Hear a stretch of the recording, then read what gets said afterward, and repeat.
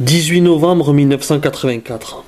À bord d'une Ford XR3, en dormant sur la banquette arrière, Sidi Kaba trompe la mort.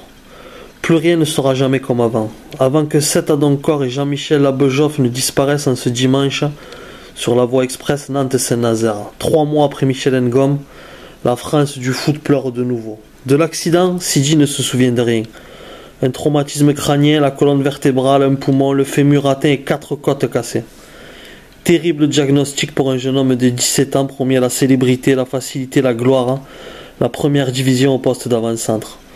Retour de manivelle d'un destin qui s'était voulu clément jusque-là, avec notamment un reportage dans Téléfoot à 12 ans et la signature d'un contrat de non-sollicitation avec Nantes. Si tu pouvais me retrouver la cassette de ce reportage, cela me ferait plaisir, je m'en souviens très bien. Alain Escoubet était venu me filmer et j'avais manqué tous les pénaltys que je devais tirer, l'horreur. Chez moi, je ne voulais pas regarder ce qui avait été fait. J'étais allé dans la cuisine. Janvier 1988, plus de 3 ans après. À gauche, en entrant dans la chambre, un portrait est accroché au mur. Seth Adoncor. Sidi possédait une belle photo de Jean-Michel Labejoff. Il l'a donnée à la famille. Sur la table de chevet, le bouquin de Platini à peine commencé. Dehors, il fait beau. Nous sommes en Corse, à Bastia. Il est passé de la célébrité à l'anonymat, de la haute compétition au plus simple entraînement. Mais surtout de l'espoir perdu à l'envie retrouvée. Sidi Kaba aujourd'hui a 20 ans et progresse de jour en jour, dans sa tête et dans son corps. La partie la plus difficile du parcours se trouve derrière lui, mais la plus délicate est encore placée devant. Merci beaucoup.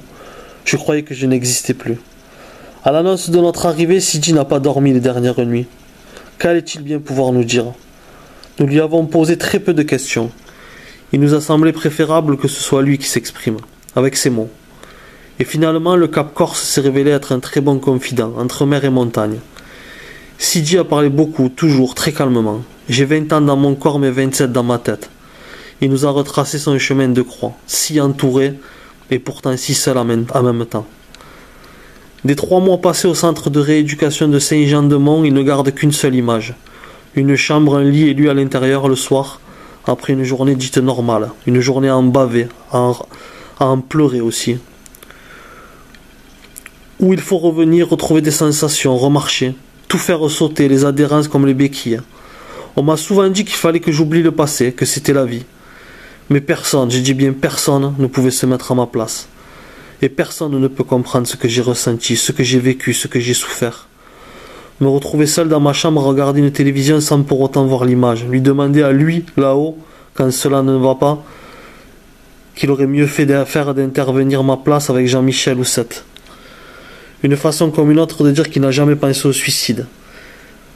Mais des moments d'intense bonheur aussi, le jour où il a pu marcher dans une piscine. Fini le fauteuil roulant, fini l'infirmier qui le porte pour aller pisser. Premier déclic. Un deuxième suivra cet été. Entre-temps, ce sera le retour à la Jonelière pour une longue marche. Nantes a tout fait pour moi. Tout ce qui leur a été possible. Je les en remercierai toujours. Mais au moment où il ne manquait qu'un poil pour retrouver pleinement confiance, on m'a considéré comme un joueur normal, et ce fut une erreur. Explication. Sidi retraverse le désert pour retrouver confiance. 3 entraînements par jour. Levé vers 5-6 heures pour aller courir seul et faire de la musculation. Des matchs en D4 et en D3 viennent le récompenser. Et puis un jour, il se retrouve en DH. À Nantes, on considère qu'il a retrouvé son jeu de tête, ce qui est énorme, mais qu'il peine encore dans les duels. Robert Budzinski. Nous le jugeons en fonction de son évolution. Malheureusement, il éprouvait des difficultés quand il était marqué. Aussi, il nous a paru réaliste de le faire évoluer en dessous afin de lui faire retrouver la confiance, ce qui lui permettrait de revenir plus facilement par la suite. Sidi craque et plonge. Il en a tellement bavé. Il voyait son défouloir en D3, l'antichambre du joueur pro qu'il a toujours rêvé d'être. Alors, il va le chercher ailleurs, les boîtes et les sorties. Je savais exactement ce que je faisais en sortant, je savais que je me faisais du mal. Mais il m'aurait fallu juste un peu plus de temps, car j'ai quelque chose en moi qui me dit que j'y arriverai. Si je m'étais rendu compte d'un futur échec, j'aurais tout laissé tomber car j'ai trop souffert pour rejouer. Nantes pense que c'est terminé pour moi, mais à 20 ans je peux revenir, pour peu que je joue. Budzinski. On ne croit pas qu'il puisse revenir, on le souhaite de tout cœur bien évidemment, et pour ça nous sommes prêts à lui trouver un club de D3 en Bretagne, où il reprendra confiance, aura un boulot et, si tout marche bien, retrouvera plus tard le très haut niveau qui était le sien. Mais Sidi ne veut pas entendre parler de ça, il ne veut pas retourner dans un club amateur. Aussi, il débarque à Bastia à l'intersaison, pour couper le cordon ombilical. À Nantes, Il avait tout et trop à la fois. Malheureusement, en Corse, il ne peut pas jouer. Mais forme, non. Étranger. Sidi Kaba est malien. Son père n'a jamais voulu le faire naturaliser. Bastia compte déjà un Zaïrois et un Congolais. Alors pas question qu'il foule la pelouse de Furiani. Heureusement, il est dorénavant majeur et a donc fait une demande de naturalisation. Cela prend du temps et quelques enquêtes. En attendant, donc, la bonne nouvelle, Sidi s'entraîne, mais ne sait plus ce qu'il vaut. Roland Gransart, l'entraîneur bastiais. Que voulez-vous que je vous dise? C'est un footballeur, ça se voit. À l'entraînement, il suit. Mais le baromètre, c'est la compétition. Et elle seule. En début de saison, pendant la préparation, Sidi joue un match amical contre le Matra Racing. Bastia gagne 1-0. Sidi Kaba marque. Il a toujours marqué des buts. Ce ne sera pas le deuxième déclic. Elle se prénomme Angélique et va devenir bientôt prof de piano. À 20 ans, c'est la copine de Sidi. Elle fait ses études à Poitiers et l'a connu quand il jouait à Nantes. C'était l'époque des levées de rideaux à Sopin comme à la Beaujoire. Elle ne l'avait pas revu sur un terrain depuis l'accident. Angélique était dans les tribunes de Furiani au tout début de la préparation estivale. Sidi était sur le terrain, elle ne l'a pas reconnu. Elle n'a rien dit. Elle a simplement attendu après le match qu'ils rentrent tous deux à la maison. Et là, Angélique a mis minable Sidi. Tu aurais entendu ce qu'elle m'a dit. Pour elle, j'étais nul, j'étais lent, j'avais peur, je ne valais plus rien. Et si j'espérais quelque chose en continuant comme ça, il valait mieux que je m'arrête. Ce fut pour moi un second déclic. Et depuis ce jour, j'ai l'impression, sans le vouloir, de faire un pas en avant quotidiennement. Elle seule pouvait me faire un si grand bien. Selon Sidi, Angélique est l'unique personne qui le connaisse véritablement. Avec elle, il ne joue aucun rôle. C'est sur Angélique que l'homme a passé ses crises. Toutes ses crises, et sur personne d'autre. C'est elle qui a vu le joueur à la ramasse. C'est elle seule finalement qui pouvait se permettre de l'envoyer balader ainsi, et le faire revivre. En juin, Sidi sera libre de partir, avec, il l'espère, sa naturalisation en poche. Cela fait plus de 3 ans que la poisse ne me lâche pas. Je ne demande pas grand-chose pourtant, que l'on me fasse confiance. C'est tout et c'est simple. Physiquement, je suis très bien. Les tests le prouvent.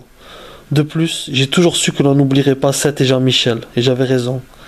D'ailleurs, ce qui m'a fait énormément plaisir, ce sont les noms que l'on a donnés aux 2 tribunes derrière les buts à la Beaujoire. Adoncor et la Bejoff. J'étais là pour l'inauguration. Après Bastia, pourtant, la suite n'en sera plus délicate. Des passages à Yutz, à Loin-Cuiseau, et Sidi Kaba arrêtera sa carrière définitivement à 26 ans. Il disparaîtra ensuite en Espagne, du côté de Barcelone, travaillant dans le milieu de la nuit, des boîtes de nuit, mais ne parviendra jamais à réellement remonter la pente. De longues années plus tard, un reportage de l'Équipe le retrouvera du côté de Nantes, où il avait sombré dans l'alcoolisme et était devenu SDF. Sidi Kaba, père de 3 enfants, avait décidé délibérément, comme il le dit dans ce reportage, de se mettre en retrait de sa famille et de ses 3 enfants. On le voit retrouver également avec beaucoup d'émotion son ancien ami et coéquipier Antoine Comboiré, qui avait lui aussi manqué de monter dans cette voiture. Sidi Kaba est décédé à 54 ans en octobre 2021.